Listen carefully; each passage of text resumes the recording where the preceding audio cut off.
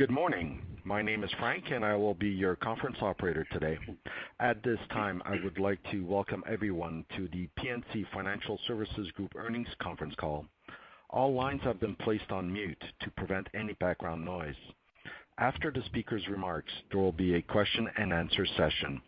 If you would like to ask a question during this time, simply press the number 1 followed by the number 4 on your telephone keypad. If you would like to withdraw your question, please press the 1 and then the number 3 on your telephone keypad. As a reminder, this call is being recorded. I will now turn the call over to the Director of Investor Relations, Mr. Brian Gill. Please go ahead, sir. Well, thank you, and good morning, everybody. Welcome to today's conference call for the PNC Financial Services Group. Participating on this call are PNC's Chairman, President, and CEO, Bill Demchak, and Rob Reilly, Executive Vice President and CFO. Today's presentation contains forward-looking information. Cautionary statements about this information, as well as reconciliations of non-GAAP measures, are included in today's earnings release materials, as well as our SEC filings and other investor materials. These materials are all available on our corporate website, pnc.com, under Investor Relations. These statements speak only as of April 16, 2021, and PNC undertakes no obligation to update them. Now, I'd like to turn the call over to Bill. Thanks, Brian. Good morning, everybody. As you saw, we had a solid start to the year as we grew revenue and controlled our expenses to generate positive operating leverage in the linked quarter comparison. Our first quarter results also benefited from our provision recapture, driven largely by an improving economic outlook. Despite this recapture, our reserves remain at over 2% of loans as we continue to work through the COVID fallout and work to understand potential secular changes on certain asset classes. Our capital and liquidity levels also remain at record highs. With the rise in term yields, we've been deploying some of this excess liquidity and increased our investment securities by $9 billion at period end. You'll notice they didn't change much on an average basis as we bought later in the quarter. We also actually added another $9 billion in TBAs that are going to settle early in the second quarter here. Now, and finally, we've continued our purchase activity into the second quarter, and we continue to operate, notwithstanding this, at very high levels of cash at the Fed that can be deployed over time in loans or securities based on market opportunities. While not a surprise, the quarter was impacted by continued weak loan demand in the face of strong bond market issuance levels, paydowns, and competition, resulting in historically low utilization levels. Based on the strength of the U.S. economy, we would expect to see loan demand improve and ultimately drive utilization rates higher over time. We continue to execute well against our strategic priorities, including our national expansion, which will significantly accelerate through our pending acquisition of Bbva USA. We're making good progress on Bbva integration planning and are on track for a mid-year close pending regulatory approval. We haven't found any significant surprises regarding the quality or nature of Bbva's business, and our employees are working effectively with their Bbva counterparts on everything, including the technology conversion. With the quality of Bbva markets, especially in their largest market in Texas, and the quality of their largest markets, especially in Texas, is proving to be everything we hoped it would be. As we plan for the integration of Bbva USA, we continue to invest in and leverage our own technology so that we can better serve our customers. Earlier this week, PNC launched Low Cash Mode, which fundamentally changes the banking experience for our virtual wallet customers by allowing them to avoid overdraft fees through unprecedented account transparency and control. Low Cash Mode represents a shift away from the industry's widely used overdraft approach, which drives customer dissatisfaction and which we believe is unsustainable. We firmly believe this differentiated approach will drive significant growth in new and existing customer relationships over time as we execute our national expansion strategy. Low Cash Mode allows our virtual wallet customers to see and control what's happening in their checking accounts in real time. If a customer's balance is negative or about to go negative, they have at least 24 hours to cure their negative balance by determining whether certain payments are processed that otherwise might result in overdrafts. This payment control is a significant differentiator that we believe will help customers avoid overdraft fees of approximately $125 to $150 million annually.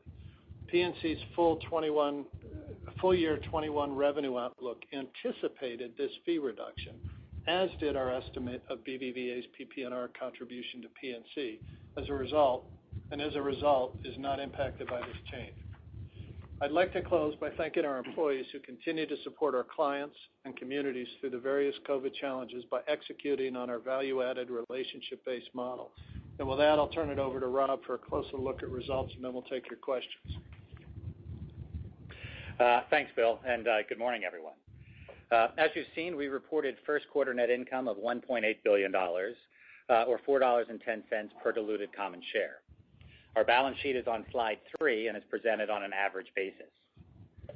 During the quarter, loans declined by $8 billion, or 3%, due to lower utilization and continued soft loan demand. Investment securities grew approximately $700 million, or 1% linked quarter. However, on a spot basis, balances increased $9 billion, or 11%, as we accelerated our purchase activity near the end of the quarter due to the steepening yield curve. Our average cash balances at the Federal Reserve grew to $85 billion in the first quarter, driven by continued deposit growth and lower loan balances. On the liability side, deposit balances averaged $365 billion and were up $6 billion, or 2% linked quarter. Borrowed funds decreased $3 billion compared to the fourth quarter due to the runoff and redemption of debt obligations.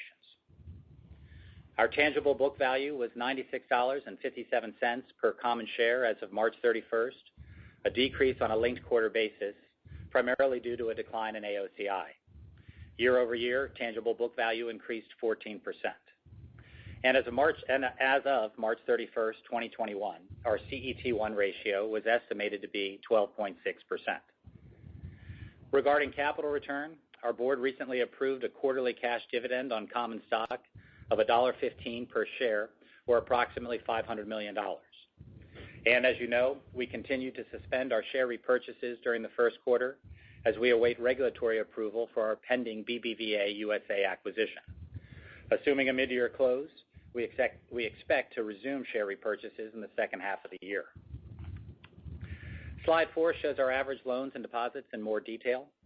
Average loan balances of $238 billion in the first quarter were down $8 billion, or 3%, compared to the fourth quarter.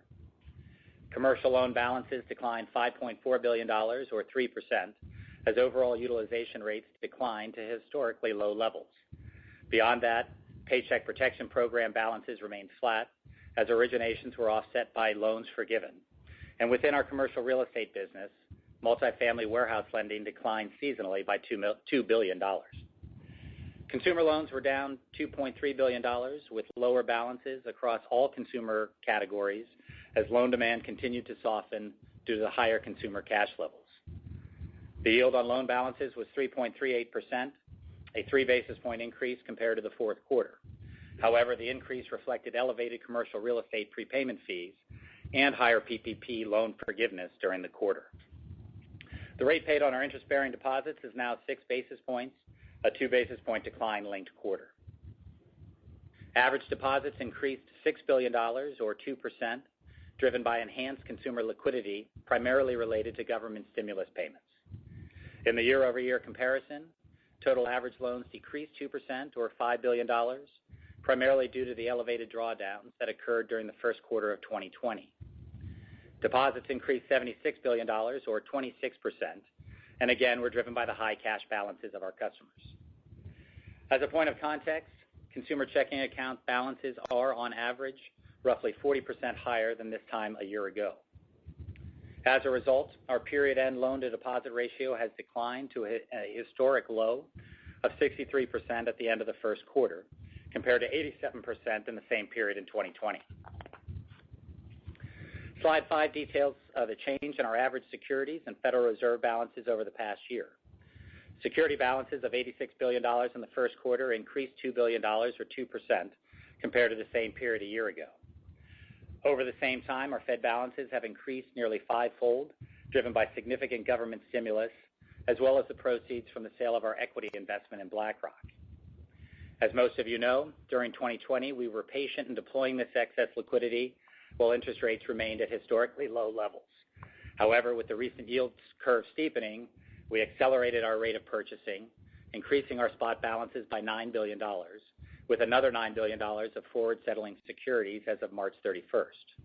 Average security balances now represent approximately 20% of interest-earning assets, and our expectation is to build these balances to approximately 25 to 30% by year-end.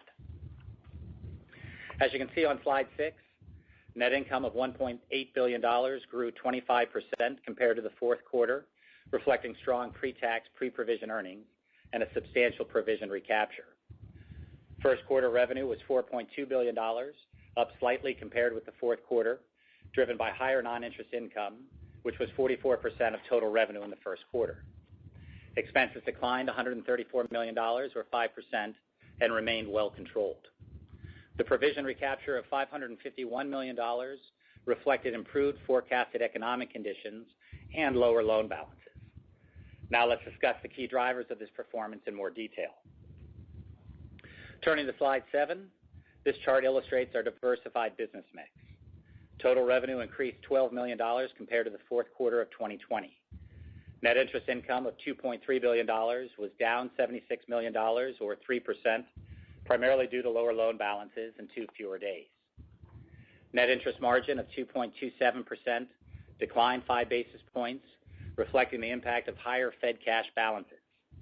Importantly, we think NIM has bottomed this quarter and expect it to slowly rise throughout 2021. Non-interest income grew $88 million compared with the fourth quarter. Fee income of $1.4 billion decreased $102 million, or 7%. Most of the decline was driven by lower corporate service fees related to elevated fourth quarter merger and acquisition advisory activity. Additionally, consumer services and service charges on deposits were down slightly, reflecting seasonally lower activity and higher consumer cash balances. And growth in both asset management fees and residential mortgage revenue partially offset some of the decline. Other non-interest income of $483 million grew $190 million and included higher revenue from both private equity and underwriting. Linked quarter growth also reflected the impact of the $173 million negative Bbva derivative adjustment in the fourth quarter. Compared to the same period a year ago, total revenue declined $116 million as a decrease in net interest income from lower interest rates and volumes was partially offset by growth in our broad-based fee businesses. Turning to slide 8, expenses were down by $134 million, or 5% linked quarter, across all categories, primarily due to disciplined expense management and seasonality. Year-over-year expenses increased $31 million, or 1%, and remain well controlled. During the first quarter, we generated 5% linked quarter positive operating leverage, and as a result, our efficiency ratio for the first quarter was 61%. We remain deliberate around our expense management, and as we've previously stated, we have a goal to reduce costs by $300 million in 2021 through our continuous improvement program, and we're confident we'll achieve our full-year target. As you know, this program funds a significant portion of our ongoing business and technology investments.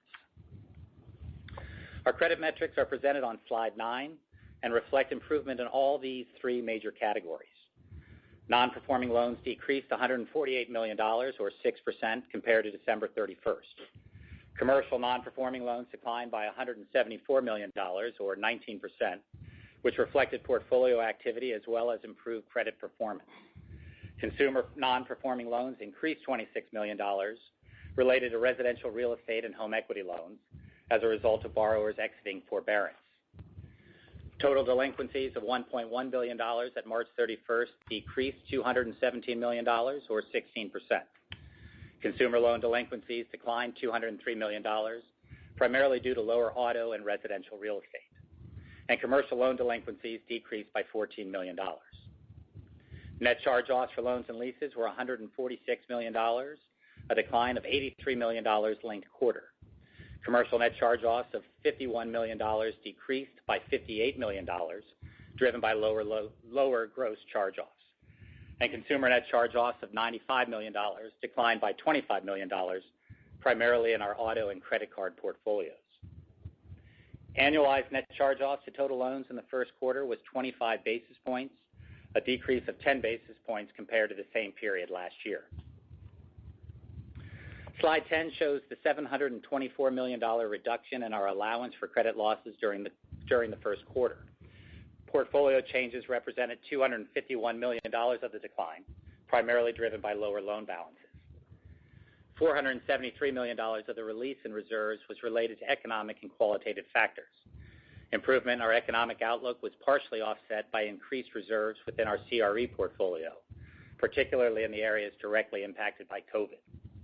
In total, our quarter-end reserves were $5.2 billion, representing 2.2% of our loans. Turning to slide 11, I want to highlight the progress we've made toward completing the acquisition of Bbva USA. Notably, we filed all major regulatory applications and have completed a number of our key pre-close objectives. We're on track to close the acquisition mid-year and remain confident in our ability to achieve the financial objectives we laid out at the time that we announced the deal. In summary, PNC reported a strong first quarter.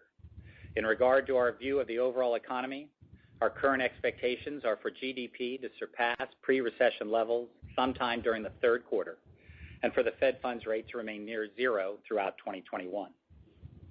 Looking at the second quarter of 2021, compared to the first quarter of 2021, we expect total average loan balances to be stable. We expect NII to be up approximately 2%. We expect fee income to be up approximately 3 to 5%. We expect other non-interest income to be between $300 million and $350 million, excluding net securities and Bbva activity. We expect total non-interest expense to be stable, and we expect second quarter net charge-offs to be between $150 million and $200 million. Looking at the full year 2021 guidance, we expect PNC standalone to remain stable year over year in regard to both revenue and expenses. We do expect revenue benefits from the higher rate environment and increased securities balances. However, average loans will continue to be a drag through at least the first half of 2021. We acknowledge some upside exists in spot loan growth during the second half of the year, but that remains to be seen, and as a result is not included in our guidance.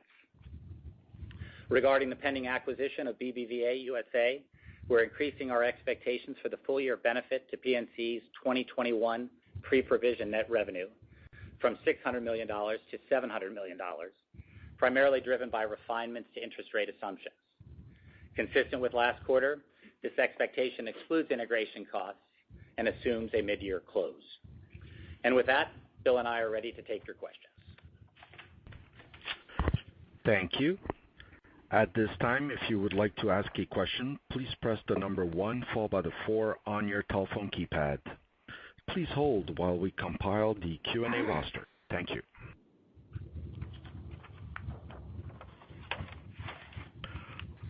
Our first question comes from Betsy Graseck with Morgan Stanley. Please proceed. Hi, good morning. Hey, good morning, Betsy. Okay, so 2 questions. One on your NII guide. You mentioned, up approximately 2%. That's for the first quarter. But then in the commentary around second quarter, sorry. Yeah, right. Right. And then in the commentary around your securities book, you were highlighting that you're planning to raise securities book to what, 25 to 30% by year end. So I just wanted to kind of get your sense as you're building towards your goal by year end. Should we be anticipating that this rate of change of improvement in second quarter NII is something that we should be expecting could persist if the forward curve sticks around where it is, in 3Q and 4Q as well? Sure. So, yes, again, that was for the second quarter on the NII guide. When we take a look at the full year, and this is part of our guidance in terms of revenue being stable for the full year, we do expect some more NII from our securities book as we increase the balances, and that's going to be offset by a little bit less loan growth than what we were expecting at the beginning of the year. So that's where we come out in terms of stable. In regard to the building up of the securities book, I mean, it's 3 things really. 1, we have put more money to work because the curve has steepened. Second, we're going to continue to do that in a measured way. And then third, for the foreseeable future, we'll be running as a percentage of our interest earning assets, securities balances, at a higher level. So historically, we've been, approximately in the 20% range, where we're guiding toward more the 25 to 30% range. Yeah. And Betsy, the only thing I would add is you said it's kind of a goal. It's not really a goal. It's just our expectation. That That's right. given the carry right now and how much cash we're sitting on, that the reason we put that in there is that our security balances, and frankly for the whole industry, are likely to run higher as a percentage of our total assets than they have historically. And we'll keep adding to them throughout the year, opportunistically as we've done. That you see that in the actions we took late in the fourth quarter, late in the first quarter. If we were simply trying to drive NII, we could have front-loaded those purchases at lower yields and had NII flat. We didn't do that. We waited. Waiting turns out to have been the right thing. And you'll see us do that. You've seen us do that, but you'll see us continue to do that through the course of the year. I totally get it. It's such an unusual environment here with the loan-to-deposit ratio so low, and what's going on with the liquidity in your book. So that makes a lot of sense. And the revenue being stable for the full year with the loan commentary you just made. I mean, part of that is a function of the PPP roll-off that's expected. Is that fair? Yeah, in part. Yeah, that's all part. That's all built in. And then on your go ahead. I was just going to say, look, the biggest unknown, on loan growth specifically is when the inventory build starts for our corporate customers. Utilization is running, as much as 11 points below the peak. Maybe 5 points below sort of historic averages. And even though the economy's really kind of taken off here, for whatever reason, we haven't seen the typical inventory build and capex that you would see in this economy. I guess just hesitancy, waiting for more certainty on the pandemic. But when that happens, and it will happen, it almost mechanically has to happen. You're going to see pretty appreciable loan growth. We just don't know when that's going to be, particularly as it relates to 2021. Yeah. Got it. All right. And then just separately on the Bbva USA projected PPNR, that $700 million up $100 million from your prior guide. What's driving that delta? Yeah, as I said in my comments, Betsy, this is Rob. It's largely refinements in our assumptions around interest rates and some general true-ups, relative to the assumptions that we had at the time that we announced the deal. But just based on our prior conversation, is it more that you're expecting they have more asset sensitivity in their book than you thought before? No, not necessarily. No. There's so many little things. Rates moved in our favor. We're doing really well on expense opportunities. A whole variety of things, and they ended up. Yeah, that's right. True ups from assumptions that we made last November, and the environment's changed a lot. And our knowledge. That's right. Okay. All right, got it. All right, thanks. Bill and Rob, thanks a lot. Appreciate it. Oh, sure, Betsy. Our next question comes from John McDonald with Autonomous Research. Please proceed. Hey, Bill, wanted to follow up on the loan growth thoughts, and we're all just kind of thinking out loud here, but could we see the inventory and the capex pick up, but still not kind of see loan demand because corporates have a lot of cash and other alternatives in supply? How much is that a factor too, do you think, going on right now? That will obviously impact our large corporate book, which I think at the moment has its lowest utilization rate ever. Right. But the bulk of our book, remember, some 90+% of our clients are private companies. And so our middle market and commercial book really doesn't have access to the public markets and that cash build that you're seeing in large corporates. So I do think you'll see utilization there increase. By the way, we've seen utilization increases in our asset-based lending book. Small, but they're small. But directional. that's kind of the first place you would expect to see it, so that's encouraging. Got it. And Rob, did you say that you're not building in a second half pickup too much into your expectations? Yeah. Okay. That is what I said, John. Yeah, because at this point it's conjecture. Yep. And Rob, a follow-up for you. Obviously, your capital ratios have gone quite high. Is it fair, and I know you don't want to get into deal assumptions and all that, but is it fair to us, for us to think that you'll end close the deal with higher capital than, the 9.3% pro forma, just given where you're starting from now? And could you remind us, too, just what CET1 ratio feels appropriate, as a target for you guys longer term? Yeah, sure. Sure. No, on the Bbva, I would say on everything, we'll have a whole bunch of numbers for you once we close the deal. But for today's purposes, we're tracking at or above all of our assumptions, including the CET1 ratio. So, yeah, my estimations are that it will be higher than that 9.3. But we'll get into that detail once we own the bank. In regard to our targets, we've always said around 8.5%. That's been sort of the level that we felt comfortable with. Obviously, we've been a lot higher than that, so the relevance of that number isn't as strong, as it was a few years ago. Okay, thanks. Sure. John, you're asking a question, are we going to have excess capital that could be deployed in share buybacks and other things? And the answer is yes. Yeah, that's right. Yeah, and the deal doesn't change your, how you think about the right capital level for the company. No. Got it.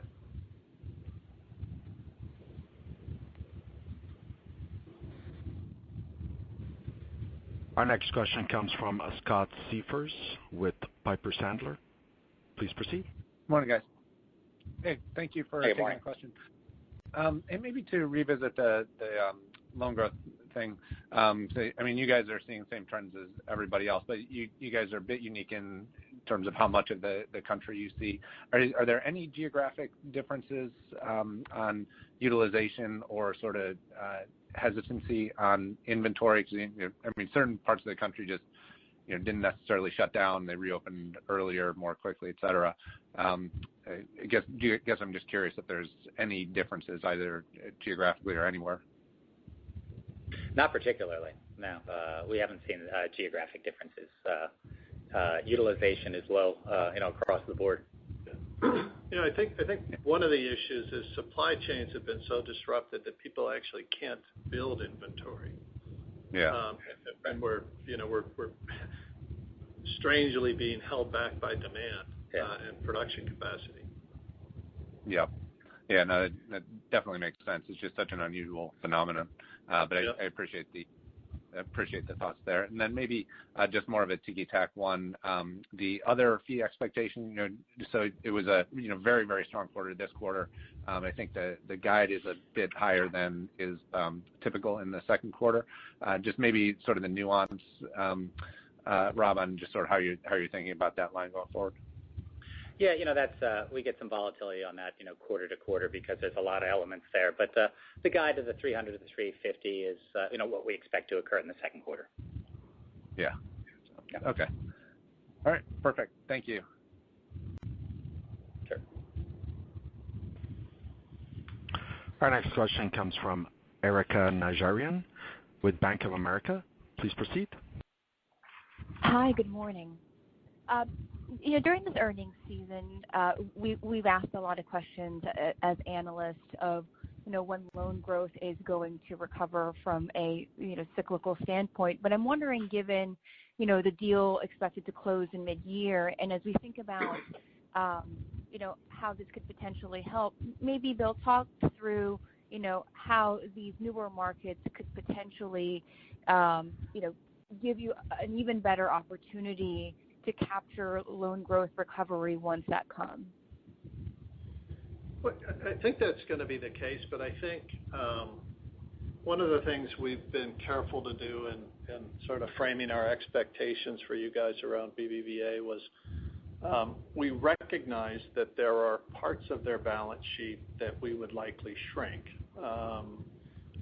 both because of concentrations across the combined firm, but also because there's some sectors they don't want to be in, offset by our growth in these new markets. So, in the out years, I get really bullish about our growth potential, but, for the first year or so, we're going to, and this is all in sort of the numbers we gave you, there's going to be a little trade-off of we'll be growing the business we want as we shrink some of the business we won't. So the real acceleration is probably a couple years down the road. Got it. And as you have made more progress on towards closing the deal. Can you give us a sense of, you still feel like there's not going to be a significant amount of investment that you have to put into the combined franchise in terms of technology and other things? Obviously, some of investors are thinking about another deal that had closed prior, where there was a lot of investment spend that was a little bit of a surprise. Lengthy question. I won't talk about what other people are doing, but we pretty much have this nailed down. We know, and it's all in the numbers we've given you. We are going to invest in certain capacity for their branches, for example, on connectivity, faster routers. We're going to expand some of the compute capacity we have in our cloud. But all of that we've given you, and it's not a big deal.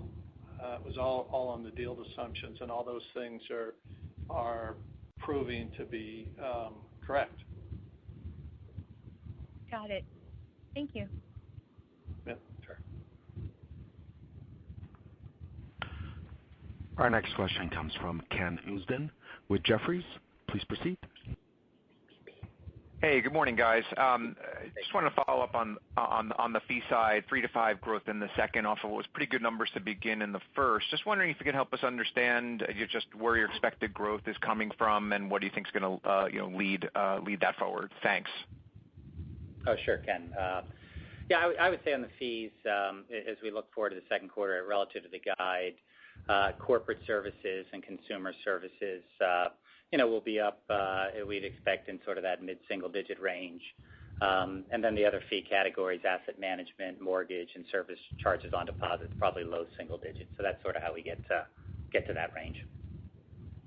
Okay, great. And then just as a follow-up on mortgage, obviously not a bigger line for you guys, but just given some changes in the business you guys have been making and the relatively new platform, just do you see share gain opportunities, and is the fight just against gain on sale margins in terms of just how resi can continue to build over time?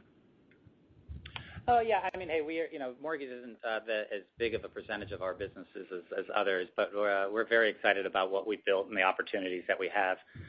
Particularly, the market will do what the market will do, but particularly around building out the purchase side in terms of our consumer customers, of which will be expanded with the Bbva acquisition.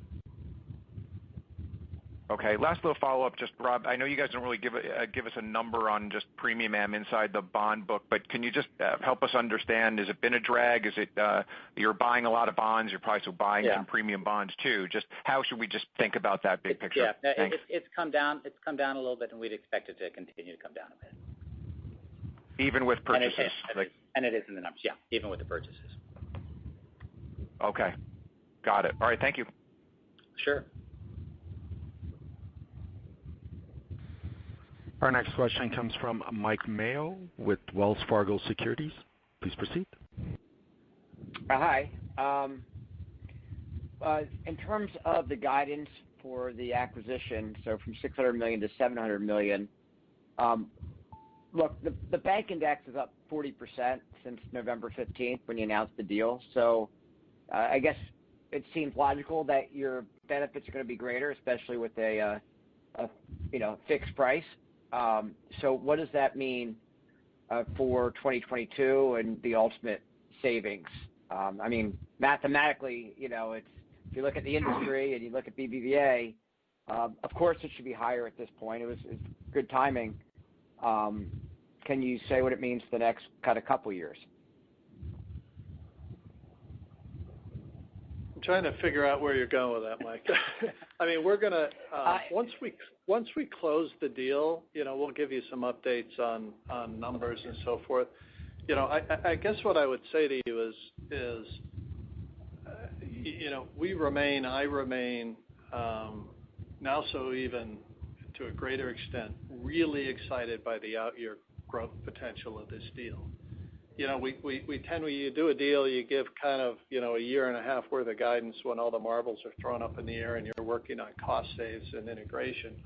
The potential of the franchise in these markets is phenomenal. The potential for cross-sell and for growth of new clients is phenomenal. And we're really excited by that. Well, I guess I'll just wait till you close it and get more information for 2022 guidance. Yeah. And we'll have it. So, yeah. Okay. Well, let me get some concrete numbers from you. I love what you're saying about the loan data. I love data. So when you say you're 11 points below peak utilization and 5 points below average, what are those numbers? And you also say corporate lending utilization is the lowest ever. What's that percentage? If I could have those, that'd be great. Well, the only one I can think of right off the top of my head is our corporate finance utilization is 57% of the peak number. And I think I saw some strange table. That's at an all-time low. That was it's at the lower all-time. there. Yeah. And that's a function of all the corporate cash. The 11-point drop was off of the high utilization we saw, Mike, with all the draws during the first quarter of last year, which is why the average is, maybe 5%. And it's hit, certain areas have been impacted more than others. Municipal utilization's way down. As I said, corporate finance is way down. Even our asset-based business, which typically runs fairly high utilization, has really struggled, just given the lack of ability to build inventory. So I don't know if you remember the number, Rob, but we've messed around with, if you kind of regress economic growth, retail sales, a whole bunch of other different things and inventory levels against loan utilization, it's an R squared up over 80. That's right. And it should be growing today. Yeah. We just haven't seen it. I can't give you an answer as to why. And then last one, you said private companies are over 90% of your customers as a percentage of loan balances. How much would that be? Because you say that's by number. So by loan balances, I'm going to say it's half. Yeah, that's right. That's a better number. And that's obviously on the institutional corporate side. Yeah. And I guess you're just being conservative or what? Because you're saying it has to, quote, mechanically has to happen. It's in the process. You're starting to see an asset-based lending, but you're not building it in your expectations even for the fourth quarter of this year. So is that just you being conservative or? Yeah, no, it's us saying, look, Mike, we could sit here and tell you, and I've watched some of these calls, the back half of the year is going to be great. Everything will be wonderful. I hope they're right. And if they're right, we'll do really well. But I can't promise you that. Or specific timing. Yeah, right. What we show you is the stuff we know. I know that mechanically our loan balances are going to grow as the economy improves and they build inventories. I can't tell you the timing of that. By the way, nobody else can either. All right, thanks a lot.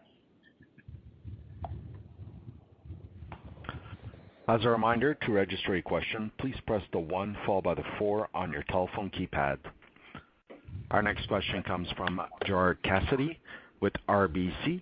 Please proceed. Good morning, Bill. Good morning, Rob. Hey, Gerard.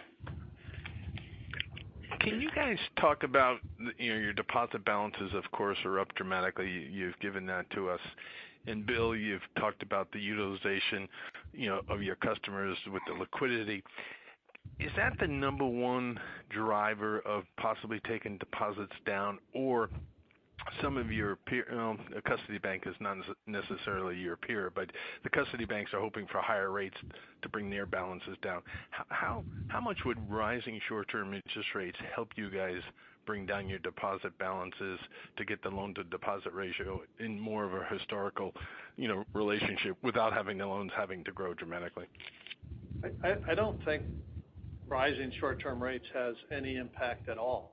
I think, as a practical matter, deposit balances in the industry are driven by the size of the Fed's balance sheet and fiscal transfers coupled with loan growth. Loan growth will actually drive more deposit balances once we see a pickup in that. And I think excess liquidity in the system is here to stay for a long period of time because I don't think the Fed is going to shrink their balance sheet anytime soon. So I think we're going to be there's a structural change in banking, which is going to have more liquidity, higher security balances for an extended period of time. Foreseeable future, for sure. Very good. Which obviously I agree with you guys on that as well. Shifting over to the allowance for credit losses in your slide, I think it was slide 10, you give us good color on the levels and what drives those with the portfolio changes and the economic qualitative factors, recognizing Bbva is going to influence this number by on the out years. But when you look at the reserves and you compare them to the day one reserves back in January 1st, 2020, which you guys show here, you're still well above them. And if the economy over the next 12 to 18 months is even going to be better than what we all thought on January 1st, 2020, pre-pandemic, that would suggest reserves should come down. Do you think you'll get close to that day one level, or is that just too low? Oh no, I think you can get there to that level. It's just a question, like that you pointed out, in terms of timing. So, our reserves right now reflect our current forecast. If subsequent forecasts are more bullish or more optimistic, we'll continue on that trend. But the timing and how fast we would get there, Gerard, is, per our earlier comments, difficult to be precise about. Sure. All right, Rob. Thank you. Sure. Our next question comes from Matt O'Connor with Deutsche Bank. Please proceed.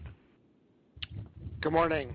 Can you talk about your interest rate positioning post the actions you plan to take in the securities portfolio, and then also after you fold in Bbva USA? I realize there's some moving pieces, but what would your expectations be in terms of how asset sensitive you are factoring those two things in?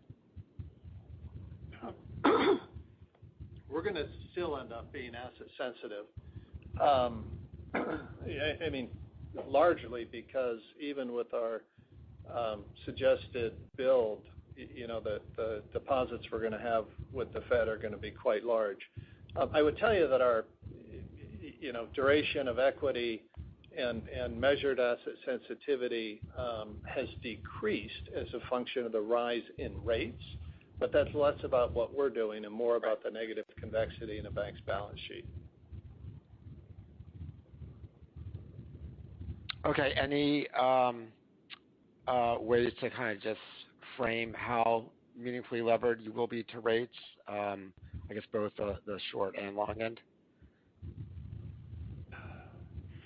No, I mean, I guess put another way, like you have a lot of leverage to rising rates now, but as you grow the securities book, we that still much. will. Yeah, we're hardly going to dent it. I mean, the chart you see the chart we have in there where you see our cash balances versus security balances. Put any loan growth you want in there. We're not buying the long end of the curve. We have a massive opportunity to deploy that, but as we always do, we're going to increment our way in. By the way, incrementing our way in is what gets us to that 25%. Right. Yep. Okay, and then separately, I'm probably getting a little ahead of myself here. But as we think after the Bbva deal closes, you've clearly shifted your view to wanting branches nationally, and would the thought be to lead with organic growth, or because you're basically folding them into your platform, would you be ready to do another deal maybe quicker than normally? We certainly mechanically would be ready to do another deal. I think, like all things, it's a function of where you create value. If it's cheaper to go organically, which it was for a bunch of years, then we would choose that route. I personally believe that we will see opportunities in smaller institutions, simply because of the massive shift in technology and the cost of technology that we've seen to serve customers. So I think low rates, not a lot of loan growth, big technology costs are going to give us opportunities to continue to create scale. And we'll have those capabilities. Yeah. Okay, that's helpful. Thank you. Our next question comes from Bill Carcache with Wolfe Research. Please proceed. Thank you. Good morning. Morning.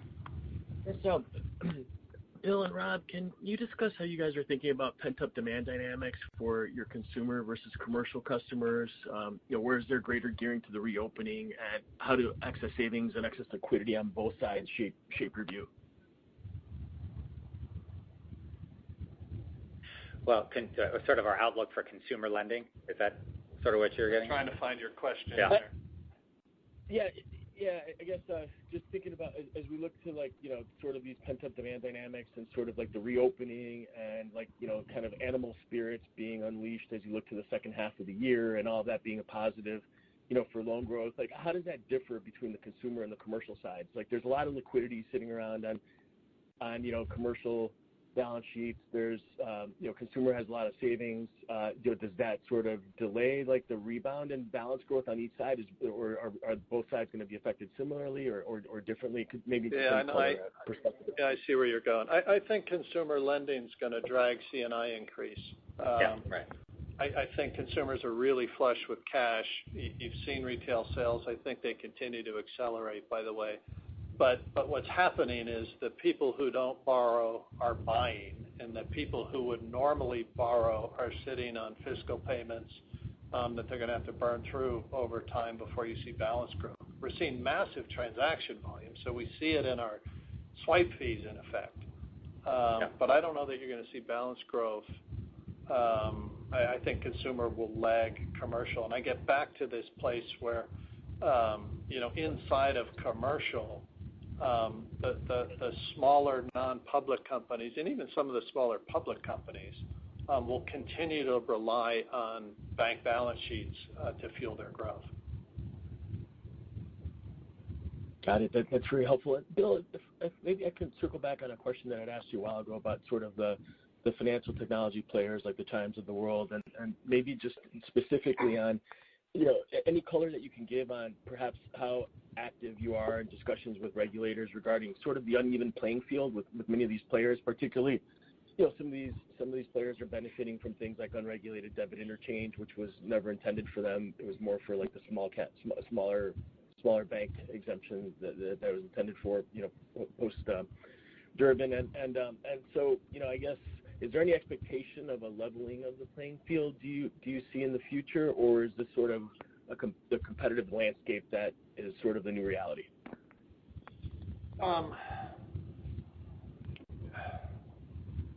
So it is a topic of interest both on the political and regulatory side, less about competition and more about safety and soundness and data protection and fraud.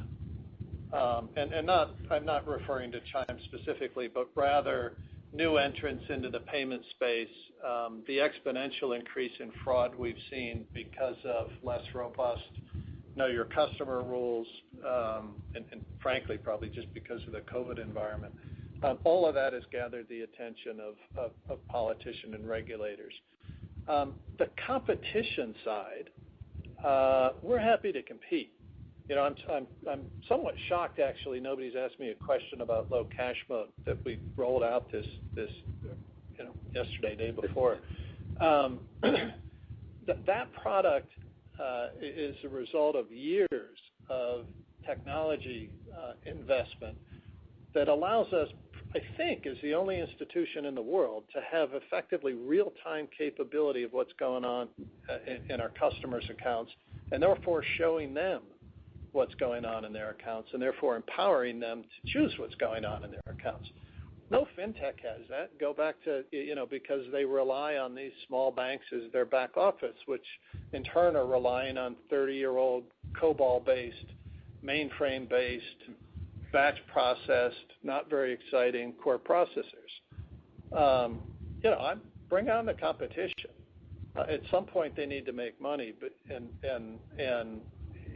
to justify their existence. Our challenge is presenting, and we think we do this, a great proposition to our customers with ease of use and the very best products. And I think we have the technology backbone to do that. So I'm less worried about competing with somebody. I'm more worried about safety and soundness to the system and data and disruption to our customers who don't understand where data is being shared and who has access to it. That's very helpful. I was going to ask about the new service, but I saw you talk about it on CNBC, so I figured I'd save my question. If I could squeeze in maybe one last one, are Treasury departments of any of your clients even remotely considering the idea of having some allocation to Bitcoin? We've seen some businesses move in that direction, and with the Coinbase IPO, I guess it sort of seems like it's a bit out of left field, but perhaps you could argue is becoming more mainstream, and so just wondering is that something that your Treasury function is preparing for? And then maybe on the wealth side, are any wealth clients expressing interest in gaining exposure to crypto assets? Any thoughts on how you guys are sort of positioned for any potential emergence of crypto as a potential asset class, especially in the aftermath of that Coinbase? Well, we've been working on this long before Coinbase went public. In fact, we talked to Coinbase about partnership and custody for our wealth clients. Practically, we've had a work stream around this, both for our corporate clients in Treasury, but also for our wealth clients. The technology stretch isn't a big deal for us. It's more of the compliance-based issues that you would expect, and then importantly, choosing the right partners that you would choose as a trading transfer platform, and importantly, the custody platform. So that's an open and continuing dialogue here. And suitability and fiduciary accounts. Yeah, you can imagine that for wealth clients, there'd be a lot of disclosure around. Yeah, right. At your own risk. Right. Thanks, Bill and Rob. I appreciate you taking my questions. Sure. We have a follow-up from Mike Mayo with Wells Fargo Securities. Please proceed. Hi. The fintech comment got me to ask another question. If you think about some of the players, the bankers in the industry, they're starting to set up bilateral relationships, even multilateral relationships with some big tech, and that's an option versus going directly for the consumer, especially with you going national now. Are you looking to continue permanently with getting customers directly, or are you looking to partner more to lower your customer acquisition costs and go more broadly, kind of like banking as a service as a plan B? We're going to get them directly. Look, Mike, I think when you effectively offer your products as the low-cost provider to somebody else who owns the relationship, you've just sold your soul to the devil. It's the beginning of the end of your franchise in whatever space you're playing. We need to own the customer relationship, and we need to deserve to own the customer relationship through an offering that doesn't need that fintech platform on the front end. It's the alternative to that, right? And this is you've heard Jamie talk about this as well. If tech gets into the space and owns client relationships, then we become a commodity provider industry with 5,000 participants. It's a disaster. You can't default to that end game. You have to own the customer. And when you think about the risk with data, to the extent customers, open banking, and if customers opt in to share their data with other providers, does that force your hand more, or how do you defend against that? I think there's a lot of appropriate focus on data. The CFPB, I know, is working on this, as are various politicians and other regulators. We need safety and soundness around data. That is the biggest systemic risk at the moment, in my view. People talk about cyber, but what they're really talking about is data. And disruption of account flows, payment flows, because data is corrupted. The consumer, that by the way, is solved ultimately through tokenized, API-based, authorization at the bank for what the consumer wants to share, not through screen scraping. And we're working our way towards that. I think that's the ultimate end game. But the consumer has to be empowered to share data, but the data they want, and to share it when they want, not all the time and not everything, and not to places that are otherwise, in my view, not regulated in terms of their controls around data. And looking to monetize that data in some way. Got it. Thank you. There are no further questions at this time. Okay, well, thanks, Frank. Bill, would you like to make any closing comments? No, thank you, everybody. Look forward to talking to you at the end of the second quarter. Stay safe. Looking forward to summer here. I hope you're doing the same. Take care. Okay. Thank you. This concludes today's conference call. You may now all disconnect. Have a great day, everyone.